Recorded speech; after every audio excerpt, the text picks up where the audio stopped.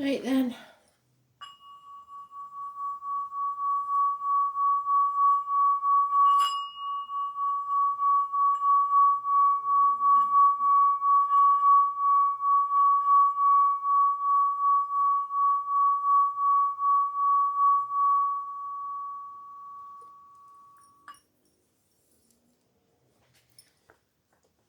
So, quick word about the solar eclipse video. Really sorry it's in two parts. Look in the comments section and I'll put the link in there in case you can't find it on YouTube.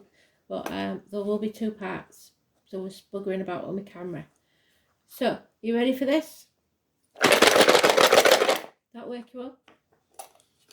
Let's have a look. Let's have that one. The yew tree.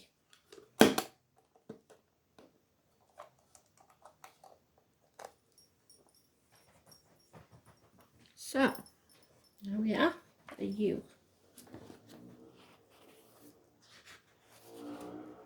The yew tree is Ida. My mum used to answer the phone to one of her friends called Audrey like that. Ida.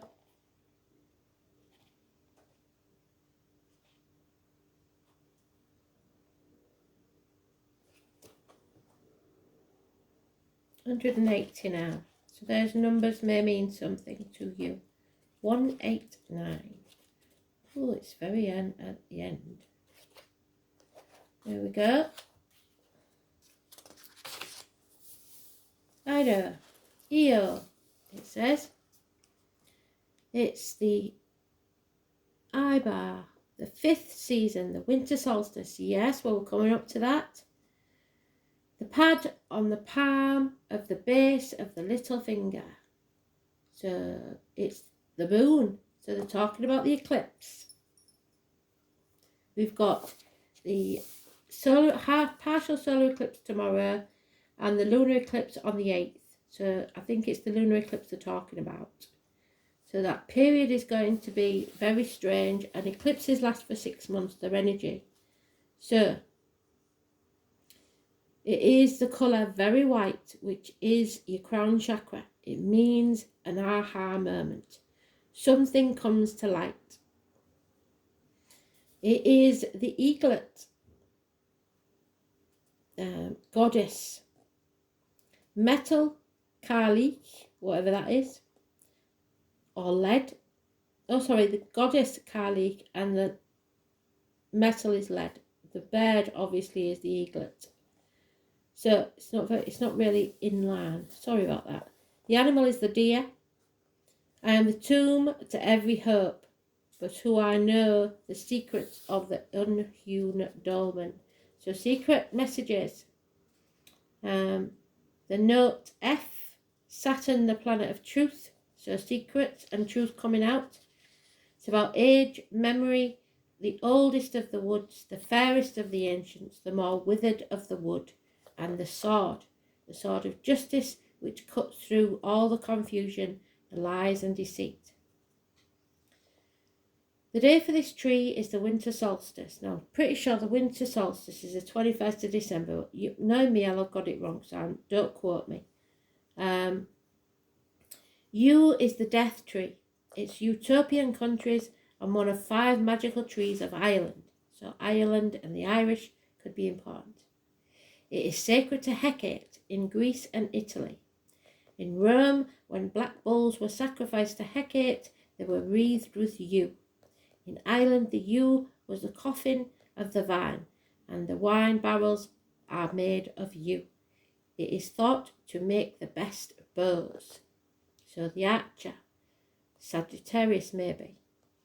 The magical properties of the yew include the feminine gender, the plant of Saturn, the element of water, which is Scorpio and Cancer and Pisces, and we've talked about that in the eclipse read.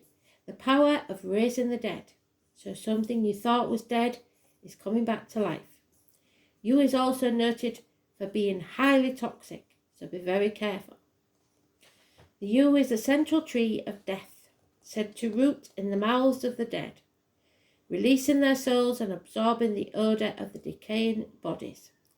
Thus it is Hecate's tree, the goddess of all composting materials that are gifted to the fertility of the underworld. So when you're gardening, talk to Hecate. She will help your plants grow. Yew is the symbol of life within death, because she takes longer than any other tree to mature except for the oak. Yew is the essence of self and that which is inherited from the ancestral past, so your DNA. It is the eternal root of self. It is the ultimate measure of passage of the soul from life to life. Hydra refers to transformations, as the Scorpio, which is the eclipse again, well done spirit, transformations from one state to another, or a movement of some kind. It can be fraught with discomfort and a sense of loss, so it's not going to be easy. There is a high likelihood that Ido indicates that there is ignorance of a certain forthcoming transformation, so it's in secret, or that one is imminent. The main challenge is the inner feeling of loss and sorrow. The grief must be worked through before change can be fully understood. So keep in mind that birth always follows a death in the endless cycle of creation. The yew is slow growing, so it will take time. Because its hard, springy wood was a source of English longbows, it is much less common in recent times. The evergreen needles are very broad, and the seeds are produced in red berry-like cones. Yews are toxic. One of the toxic compounds, Toxil, is an effective treatment for cancer. Well done, spirit. Yew is in the yew family. So, I am Kaylee, the meagre blue hag. My face is blue, my teeth are red, and I have only one eye. I am the winter queen. My name means dark of the sun, the eclipse. Well done, spirit. I am ruler of the little son of winter. A very ancient hag aspect of the goddess was known by many names throughout the Celtic countries. In the Irish triads, the Cailleach is considered one of the three great ages, the age of the yew tree and the age of the eagle. So Scorpio again, or we learned Aries in the Native American chart, and the age of the hag of Brer. The Cailleach Behera, old woman or old wife, is found widespread throughout both Ireland and Scotland. Many mountains, lakes and rivers are said to have been created by her. Even some of the cairns are reputed to be piles of stones which fell from her apron. The Cailleach Behera forms a triple goddess with the Cailleach Bolus and Cailleach Corca Dubéna. It is said that it was she who let loose the rivers, shaped the mountains, and swung her hammer over the green grasses. The Cailleach was said to possess the ability to change from an ugly old hag into a beautiful young maiden. In Ireland, she is also called the Sentian Berry. In Scotland, the Cailleach is a blue-faced hag represented the 3 months of winter. Her reign is broken by the appearance of Bridget, which is the day that I started my Facebook page, the 1st of February, and Imbolc. At Beltane, the Cailleach hides her staff under a holly bush in the game of Sibyl, which is very similar to the game of snakes and ladders that children play today. The Cailleach was the dragon. To those born in 1988 plus or minus 12, February to February, the year of the dragon, this game was played on a seasonal basis, demonstrating the battle which was fought between Cailleach, Bera and Bridget. The Romans equated the Cailleach with one of their goddesses named Juno, again one of the names on the pillars behind the high priestess. Later the Cailleach took the name of Nikivan. I'm probably not saying this right because you know what Irish names are like, Siobhan and all that, the Bone Mother, and was said to be seen flying through the air, followed by a league of demons during Samhain. So the witches are afoot on 31st of October. Within Manx folklore, the Cailleach Grona was an old woman of spells, who was associated with the weather. It is said that if Imbolc is a good day, she will come out to warm herself. But if the day is wet and gloomy, she will stay inside. Her bad mood is often attributed to having fallen in a mountain crevice located on the Isle of Man, Barul, but some say it is because she was thrown out to the sea and had to drift back to shore.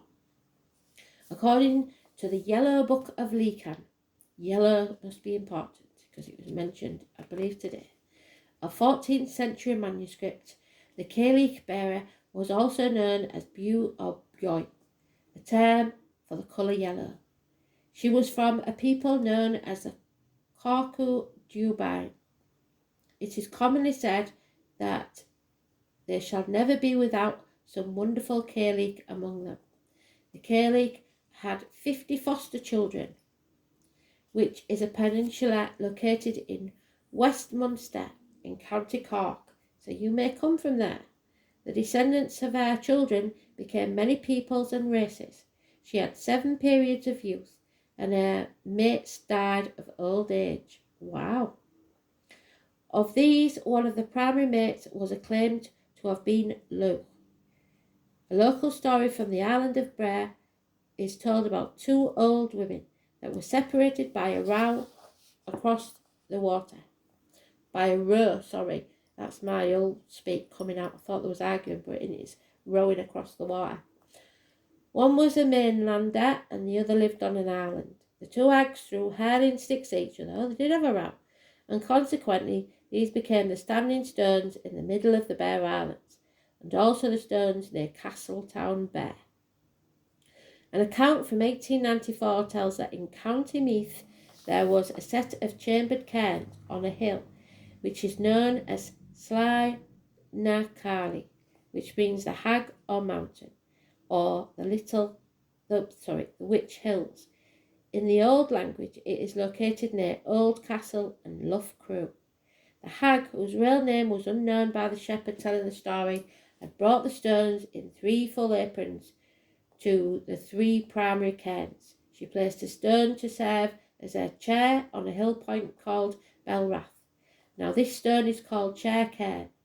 The stone is 10 feet long, 6 feet high and 2 feet thick, and is hollowed out in the centre. There are notable zigzag designs and concentric circles engraved on the stone. Around the base and in front of the stone there is a fairly large amount of quartz or crystal, which has been broken into small lumps and strewn around. It is said that Cailleach placed a chair here and did this so that she could look upon the countryside whenever she wanted to. The hag loved to ride a pony and would leap the hilltop to hilltop. So a pony, horses, those born in the year of the horse. One day the hag rode the pony so hard that it fell down, and both the horse and the rider were killed. The Cailleach in the story also gives her name to Bearhaven in County Cork.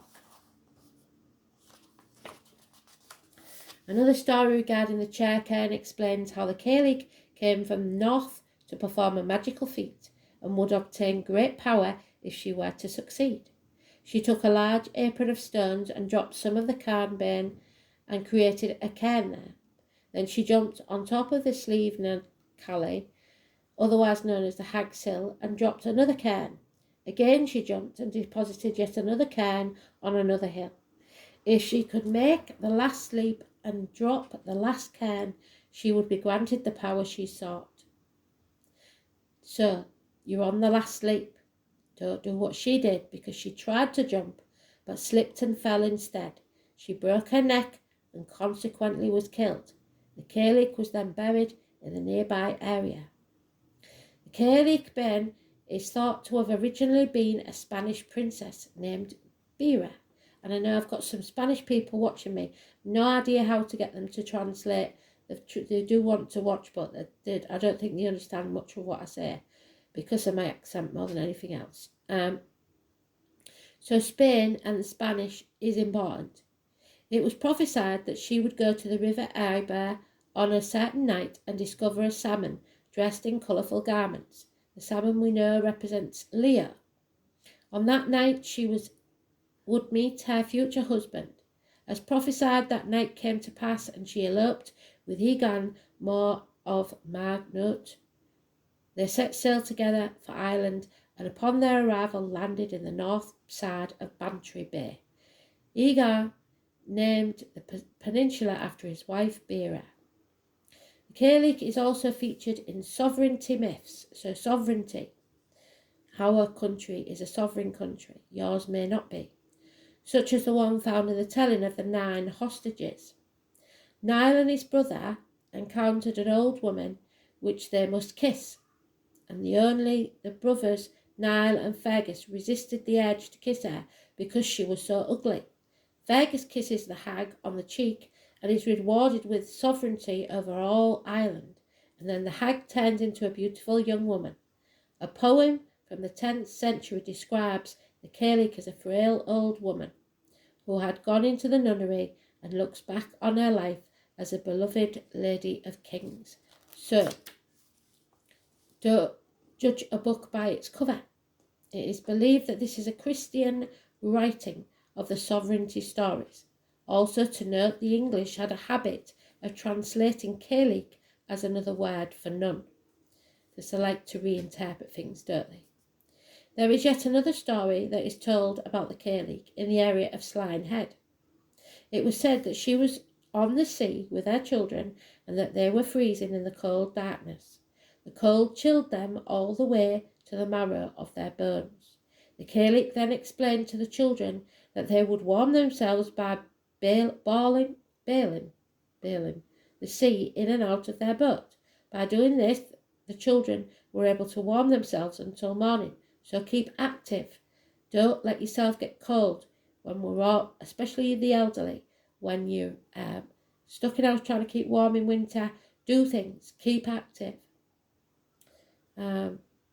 In the folklore of Ireland and Scotland, Gaelic was a term used to denote the last sheaf of the harvest season.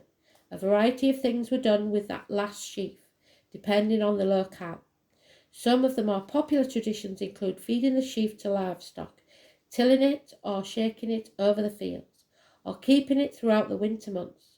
Young girls were often afraid of tying the last sheaf for fear that they would never be married. In Scotland, one folklore tradition involves tying the Gaelic with a ribbon and hanging it on a nail until spring. On the Isle of Lewis, they would take the Gaelic and fill her apron with cheese and bread and sickle. My mum used to make corn dollies that she would put into people's bags if they couldn't conceive, and then they would conceive as if by magic. Although reference is made to her beauty, she is also described as having an eye in the middle of her blue-black face. So your third eye is in the middle of your blue-black face. Red teeth and matted hair. She controlled the seasons and the weather. The Gaelic Bureau of the Scottish Highlands is blue-faced hag who personified winter. And this is one of the clearest cases of supernatural creature who was once a primitive goddess among the ancient Celts, and before them, the Fomorians. She has various facets of her character in which there is a striking resemblance to the primitive form of the Greek goddess Artemis, Diana. So that name may be important. At first sight, she seems the personification of winter. She is called the daughter of grain, of the winter sun. There were 2 suns in the old Celtic calendar, the big sun, which shines from La Bale time of Beltane Eve to Samhain, and the little sun, which shines from Samhain to Beltane. The Gaelic was born each Samhain, and went about smiting the earth to blight growth, and then to call down the snow.